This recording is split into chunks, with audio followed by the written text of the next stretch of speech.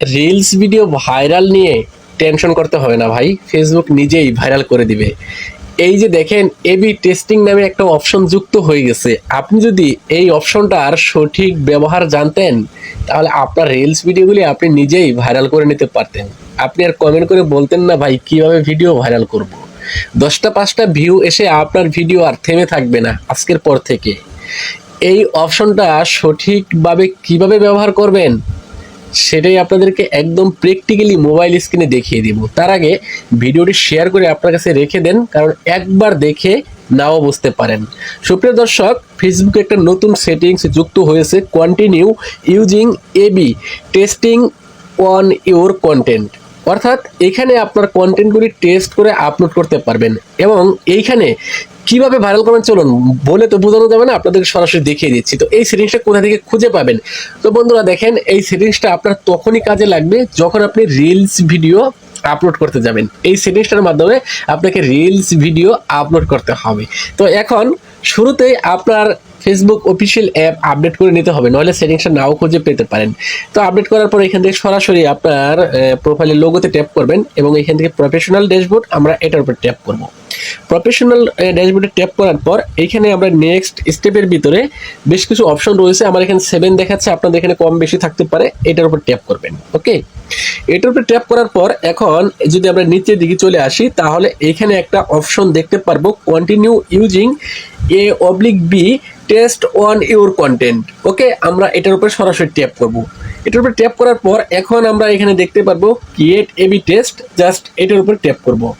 Tap করার সাথে সাথে আমাদেরকে গ্যালারিতে নিয়ে আসছে। গ্যালারি থেকে আমাদের একটা ভিডিও সিলেক্ট করতে হবে। ওকে, তো আমি গ্যালারি থেকে একটা ভিডিও সিলেক্ট করে নিলাম।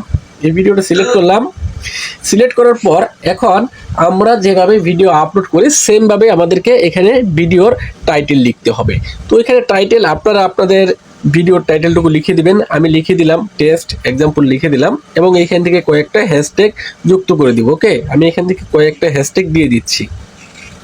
ওকে, দিয়ে দিলাম কয়েকটা হ্যাশট্যাগ। দিয়ে দেওয়ার পর এখন আমরা এখান থেকে স্ক্রল ডাউন করে নিচের দিকে চলে আসব। নিচের দিকে চলে আসলে আমরা এখানে দেখুন সি মোর সেটিংস, এটার উপর ট্যাপ করব এবং এইখান থেকে আবার স্ক্রল ডাউন করে নিচের দিকে চলে আসব। নিচের দিকে চলে আসলে আমরা এই যে দেখেন এবি টেস্ট, এই অপশনটা এখানে দেখতে পারবো। ওকে, আমরা করব কি সরাসরি এই অপশনটার উপরে ট্যাপ করব। এটার উপরে ট্যাপ করার পর এখন আমাদের কি করতে হবে কি, এখানে দেখেন এই যে 2 নম্বর একটা অপশন রয়েছে, অটো টেস্টিং এনেবল করতে হবে এটা। ওকে, আমি এটার উপরে ট্যাপ করলাম। ট্যাপ করে এই যে এই সেটিংসটা এখান থেকে আমরা এনেবল করে দিব। ওকে, তো সেটিংসটা এনেবল আমি আগে থেকে করে রেখেছি। দেন এখান থেকে ব্যাক করব। ব্যাক করার পর আবারও এবি টেস্টের উপরে ক্লিক করতে হবে। এখন দেখেন এই যে এখানে একটা অপশন রয়েছে কভার টেস্ট, এটার উপর ট্যাপ করব।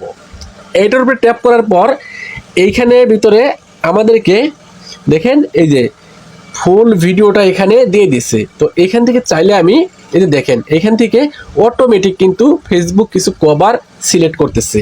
অর্থাৎ কভার বলতে সেটাই, আমি যখন ভিডিওটা আপলোড করব তখন এইখান থেকে এই যে এই ভিডিওর সবচেয়ে আকর্ষণীয় যে অংশটা আছে সেটাকে ফেসবুক অটোমেটিক এখানে সামনে দিয়ে দিবে। অর্থাৎ যখন আমি এই ভিডিওটা আপলোড করব, আপনার সামনে যখন ভিডিওটা যাবে এইখান থেকে সবচেয়ে আকর্ষণীয় অংশটুকু সামনে চলে যাবে, আপনার সামনে চলে যাবে।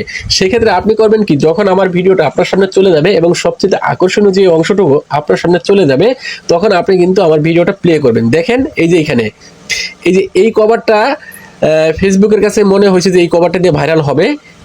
যদি এটা থাম্বনেলে সিলেক্ট করা থাকে তাহলে ভাইরাল হবে। রিলসের ক্ষেত্রে কিন্তু থাম্বনেল তৈরি করি না, লং ভিডিওর ক্ষেত্রে কিন্তু থাম্বনেল তৈরি করি। সেজন্যই ফেসবুক কিন্তু এটাই সিলেক্ট করে দিয়েছে। দেখেন এই যে ফুল ভিডিওতে আমি এখানে এটা সিলেক্ট করে দিলাম, অটো যদি আমি সিলেক্ট করে দেই তারপরেও কিন্তু এখানে অটো সিলেক্ট করার কোনো অপশন নাই, ফেসবুক নিজেই একটা থাম্বনেল সিলেক্ট করে দিল। তার মানে আপনার ভিডিওটা এই থাম্বনেলটা দিয়ে ভাইরাল হবে, এই থাম্বনেলটা দিয়ে আপনার ভিডিওটা বেশি ভিউজ আসবে। এছাড়াও আপনি যদি কাস্টম থাম্বনেল অ্যাড করতে চান, আপনি যদি আগে থেকে থাম্বনেল বানিয়ে রাখেন, তাহলে এখান থেকে করবেন কি, এই যে দেখেন অ্যাড ফ্রম গ্যালারি, এটার উপর ট্যাপ করবেন। ট্যাপ করে দিয়ে এখানে মূলত আপনাকে 2টা থাম্বনেল দিতে হবে ফেসবুককে। তো দেখেন আমি একটা দিলাম, একটা দেওয়ার পর এইখান থেকে এই যে আবারও দেখেন ফেসবুক আরেকটা বলতেছে চুজ এ ডিফারেন্ট ফটো, আবার এটার উপর ট্যাপ করব। ট্যাপ করে এখান থেকে আমি আরেকটা দিব, 2টা দিলাম। 2টা দেওয়ার পর এখন এইখান থেকে ফেসবুক করবে কি, এই দুইটা থেকে যেই থাম্বনেলটা দিয়ে বা কভারটা দিয়ে সবচেয়ে বেশি ভিউজ আসবে, অর্থাৎ ফেসবুক এখানে 30 মিনিট অথবা 1 ঘন্টার সময় একটা পরীক্ষা চালাবে ফেসবুকের নিউজ ফিডে।